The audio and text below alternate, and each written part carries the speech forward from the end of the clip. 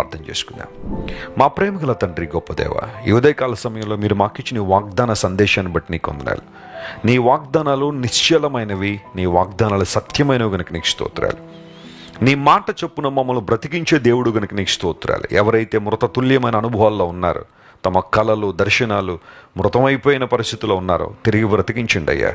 నీ శక్తితో వారిని నింపండి. పరిశుద్ధాత్మదేవ బలమైన నీ అభిషేకంతో వారిని తాకి నీ మహిమ కొరకు వాడుకోండి. ఎవరైతే నీ మీద ఆశ పెట్టుకున్నారో వారిని నువ్వెప్పుడు నిరుత్సాహపరిచే దేవుడు కాదు గనుక నీకు స్తోత్రాలు.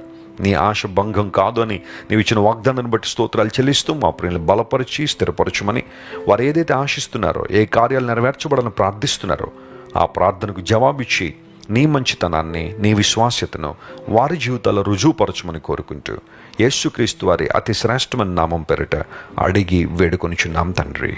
Amen, amen. God bless you dear friend.